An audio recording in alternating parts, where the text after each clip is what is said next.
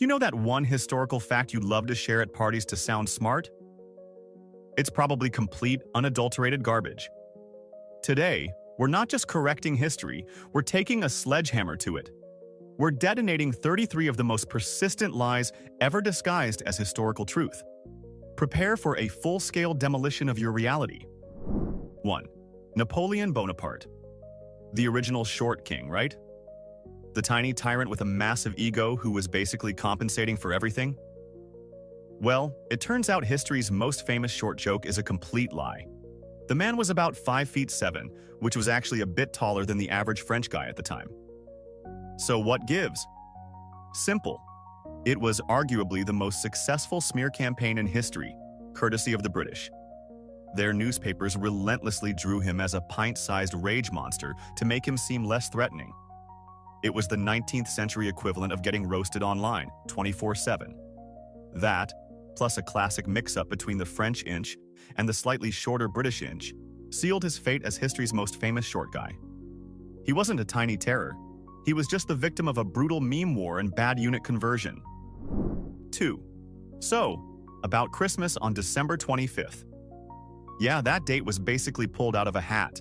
The Bible is completely silent on when Jesus was born, and the details it does give, like shepherds chilling in the fields with their flocks, point way more towards a spring birth. So why are we all exchanging gifts in the dead of winter? Because the early church pulled off a genius corporate takeover.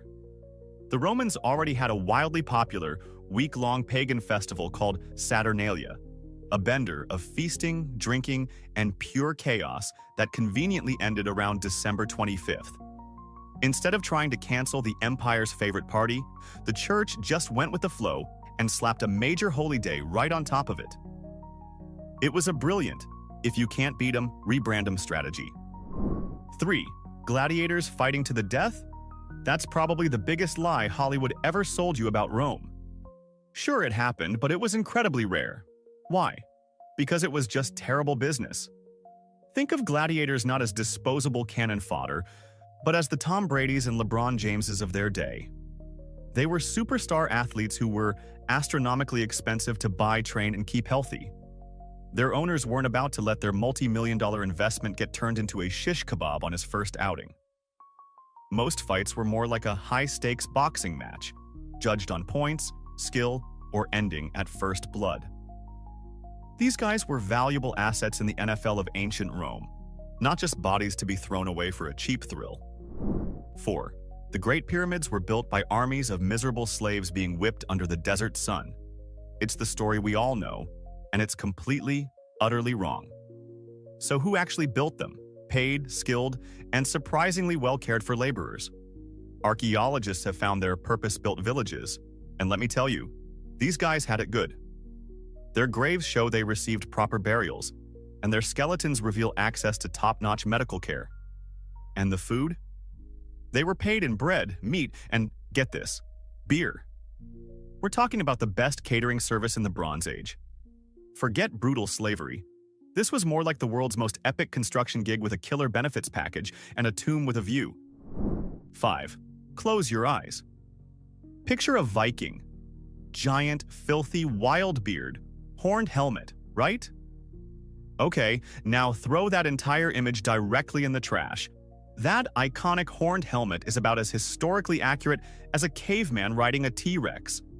It was literally invented in the 1800s by a costume designer for an opera because he thought it looked cool. And the whole filthy barbarian thing? Please? Vikings were famously obsessed with personal grooming. We found tons of their combs, tweezers, and razors.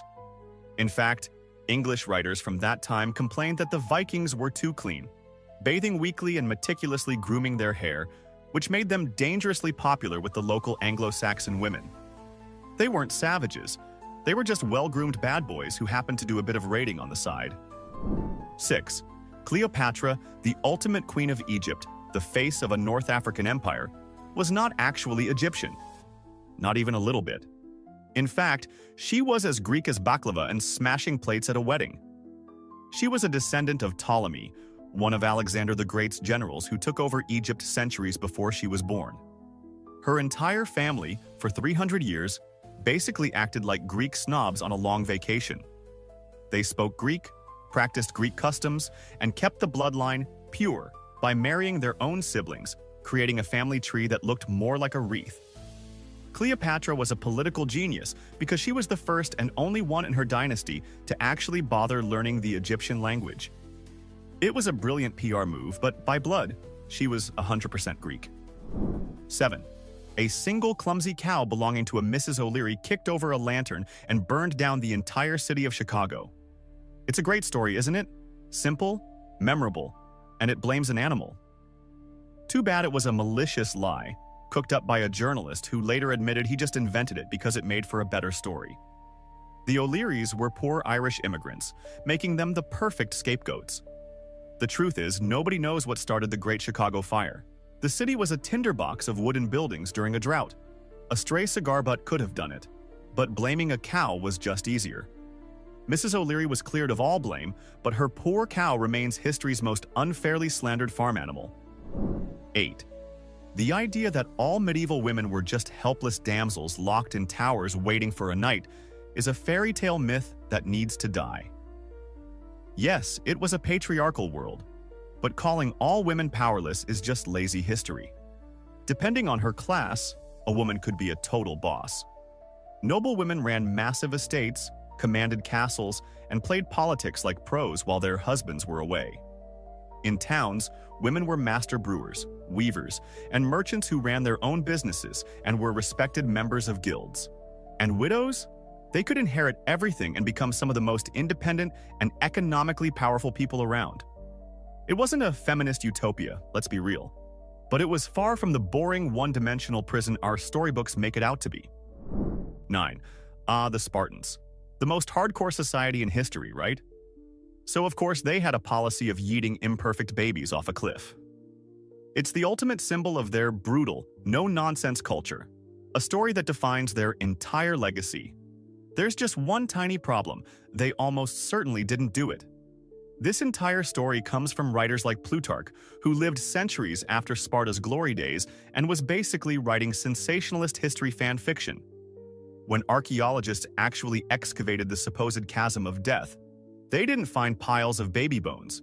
They found the remains of adult men, likely criminals or prisoners of war. Believing this myth is like a future historian writing about our era based solely on watching old episodes of Jackass. 10. Was there ever a magical time when a caveman could saddle up a triceratops and commute to his cave? According to some corners of the internet and the Flintstones, yes. For everyone else with a basic grasp of time, Yabba Dabba don't believe it. This isn't a small historical error. It's a chasm of geologic time. The last non-avian dinosaurs died out about 65 million years ago.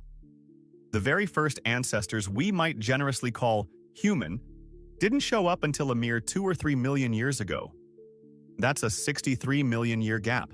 That's not like missing someone by a few minutes. That's like missing a party that ended before the planet your species would evolve on had even cooled down properly. 11. High noon, a dusty main street. Two stoic gunslingers, hands hovering over their Colts, ready for a lightning-fast draw. It's the single most iconic scene of the American Wild West, and it's almost pure fantasy. Real gunfights on the frontier were nothing like the slick duels in the movies. They were clumsy, chaotic, and often very stupid affairs. Forget the honorable stare-down. The reality was more like two drunk guys fumbling with their pistols behind a saloon until one of them got shot in the back by the other guy's friend. And the legendary hero sheriffs who cleaned up towns with their dueling skills? Most were just local lawmen whose primary job was breaking up fistfights and arresting people for being drunk in public, not being Clint Eastwood. 12. The Viking Funeral. A mighty chieftain laid to rest in his longship, pushed out to sea, and sent to Valhalla in a blaze of glory by a single flaming arrow. It's arguably the most metal way to go out imaginable, and it looks incredible on screen. It's also a logistical nightmare that almost never happened. Seriously, just think about it for a second. You've got wind, waves, and a moving target. You're far more likely to miss entirely, set fire to the dock, or just have a soggy, half-charred boat full of your dead chief float embarrassingly back to shore the next morning. While fire was part of their rituals, it was usually cremation on land. A longship was a massive investment. They weren't just going to turn it into a very expensive and very ineffective barbecue. 13. The story of Isaac Newton and the apple is so simple and perfect. He's just chilling under a tree. An apple bonks him on the head, and bam! A fully formed theory of universal gravitation downloads directly into his brain. It's a lovely story that makes genius seem so accessible, and that's exactly why it's a myth. Newton himself said he was inspired by seeing an apple fall from a tree, which merely got him thinking about the problem. The apple didn't provide the answer, it just provided the question. The actual discovery involved years of brain-meltingly complex mathematics and physics, not a piece of fruit acting as a divine slap to the head. Genius is less about getting hit by fruit and more about decades of hard work. 14. Everyone knows that in the Middle Ages, you were lucky if you lived to the ripe old age of 30, right? Life was nasty, brutish, and ridiculously short. Well, this is a classic case of statistics lying to you. That average life expectancy of 30-35 years is so low because it includes the absolutely horrific rates of infant and child mortality. A stomach bug or a fever that we'd crush with modern medicine was a death sentence for a medieval kid. But here's the twist. If you managed to survive the gauntlet of childhood and made it to your early 20s, your chances of living to see 60 or even 70 were actually surprisingly good. That average wasn't a death clock hanging over every 29-year-old. It was just really, really bad news for babies. 15. Walk the plank, you scurvy dog. It's the ultimate pirate threat, a moment of high drama where a captive is forced on a slow, terrifying march to their doom. It's in every pirate movie, book, and theme park ride, and it was almost completely made up. This theatrical punishment was largely popularized by writers like Robert Louis Stevenson for his novel Treasure Island, because it sounded dramatic. Real pirates were violent criminals, but they were also brutally practical businessmen. Why waste a perfectly good plank and all that time on pageantry? They were far more likely to just stab you, bash your head in, and chuck your body overboard. It's quicker, more efficient, and you don't have to clean up afterwards. 16. The Middle Ages. A time when everyone was caked in so much grime that a bar of soap was probably viewed as a mystical artifact. The stench must have been so bad it could knock a buzzard off a cart, right? Well, let's not get too smug with our modern showers. While they weren't bathing with artisanal lavender body wash, the idea they never bathed at all is just wrong. Soap, in various forms, existed. Public bathhouses, known as stews, were common in towns and cities. Cleanliness was also tied to religious piety. They understood the basic concept of getting clean. They just didn't have the luxury of our indoor plumbing. They weren't filthy savages. They just had a different, and probably much colder, definition of bath time. 17. In a Roman amphitheater, the ultimate power rests with a single gesture. A gladiator lies defeated in the sand, his fate hanging on the whim of the crowd and the emperor.